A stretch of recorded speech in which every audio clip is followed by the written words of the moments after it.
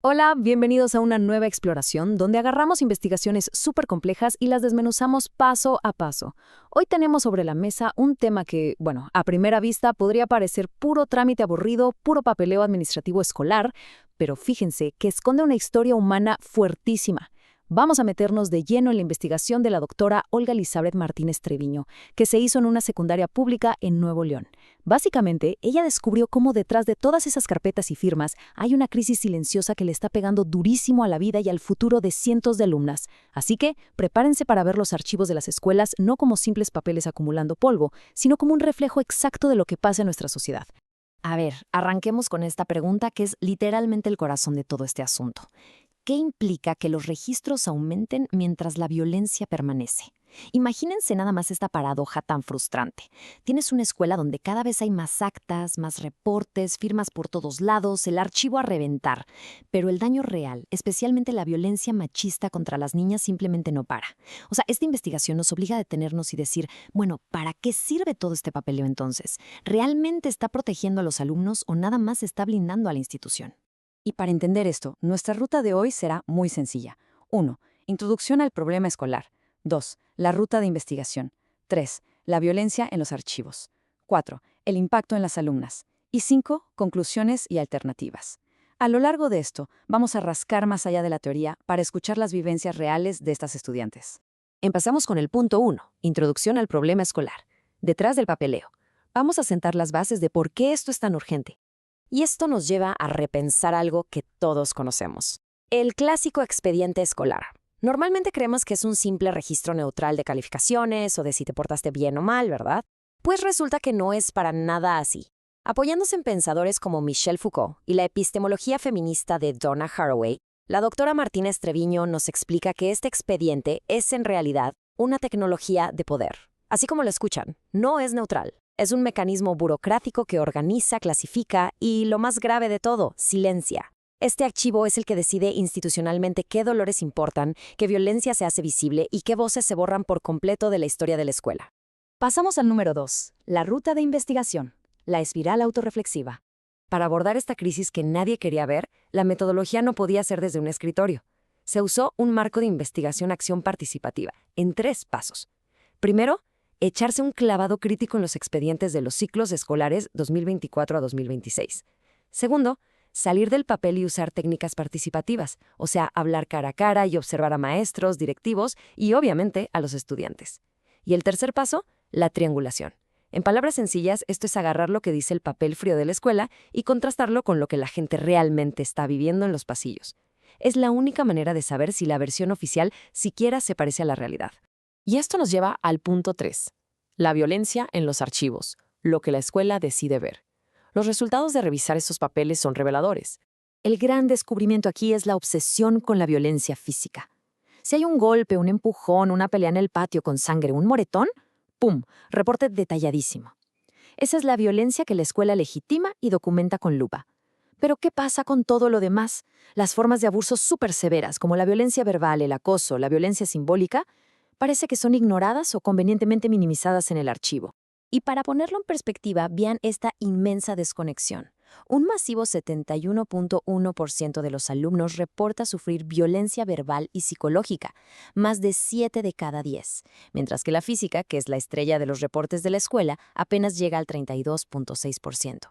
También hay muchísimo ciberacoso y robos.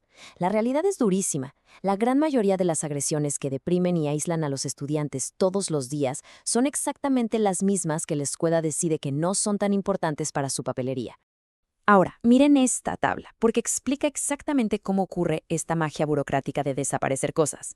Ante un golpe, hacen un acta formal de hechos. Pero cuando hay violencia verbal machista, por ejemplo, si a una niña le gritan insultos directos como zorrita, la escuela anota en el expediente que hubo un conflicto. Un conflicto. Ese es el eufemismo. Le borran el componente machista, le quitan la gravedad.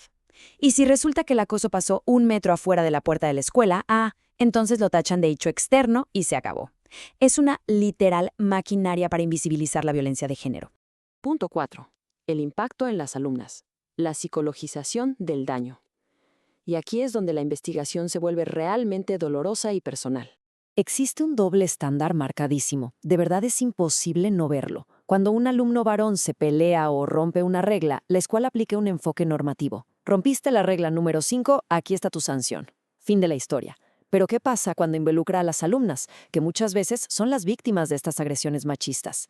La escuela aplica la psicologización. Es decir, argumentan que el problema son ellas, que si tienen celos, que si tienen problemas personales en casa, que les falta control emocional. Literalmente culpan a la joven por cómo se siente y borran por completo el hecho de que está sufriendo violencia. El cuerpo y las reacciones de la niña se convierten en el problema que hay que arreglar. Y agárrense con este dato. Más del 70% de estos casos se cierran nada más con un trámite administrativo. Alguien firma una hoja, la archivan y listo. La institución dice, ya cumplimos. Pero piénsenlo un segundo. ¿Ustedes creen que firmar un papel resolvió el problema de raíz para esa niña? Obviamente no. Solo cerraron la carpeta. ¿Y cómo logran cerrar esas carpetas? Es sin duda la parte más cruda de todo el estudio. Le llaman la expulsión simbólica. Para quitarse de broncas y resolver el dichoso conflicto, la escuela empieza a presionar. Que si firmas una carta compromiso, que si te canalizamos, lo cual casi siempre termina en que la alumna pide un cambio de plantel o firma una baja voluntaria. O sea, las estudiantes que son las víctimas son las que terminan abandonando su escuela. Es una expulsión disfrazada de trámite. Con esto, la escuela se lava las manos, cierra el caso administrativamente, dicen que cumplieron la norma, pero la violencia sigue intacta y la niña pierde su educación. Llegamos al número 5. Conclusiones y alternativas. Del daño a la transformación. Afortunadamente, esto no se queda solo en la queja, hay salidas. Para resumir la inmensa paradoja que platicamos hoy, la escuela sí atiende la violencia, claro, pero solo para administrarla y moverla del lugar, no para transformarla. Hacer que fluya el papeleo y orillar a las víctimas a irse a otra escuela. Definitivamente no es proteger a los jóvenes, ni mucho menos educar para acabar con el machismo. Entonces, bueno, ¿qué hacemos al respecto? La investigación nos deja propuestas muy claras. Primero, hay que dejar de usar el expediente escolar como si fuera un registro policíaco y meterlo en un proceso verdaderamente educativo y pedagógico. Segundo, y esto es no negociable, hay que aplicar perspectiva de género en todos los protocolos. A la violencia machista hay que llamarla por su nombre, nada de conflictos. Y tercero, usar estas herramientas participativas para que maestros y alumnos se sienten a reflexionar juntos y construyan su propio entorno seguro. Darles la voz que el papeleo les quitó. Cerramos esta exploración con un reto súper importante para todos nosotros. ¿Cómo podemos hacer que nuestras escuelas dejen de solo administrar el daño y comiencen a transformarlo desde la raíz? Ojo, esto no es nada más un problema de esta secundaria en Nuevo León, es un reflejo de toda nuestra sociedad. Tenemos que replantearnos urgentemente qué significa de verdad cuidar a nuestros estudiantes, porque cuando un sistema valora más llenar un formato que a las personas, ese sistema está roto. Ojalá este análisis nos sirva a todos para cuestionar y mejorar nuestros propios espacios. Nos vemos en la próxima exploración.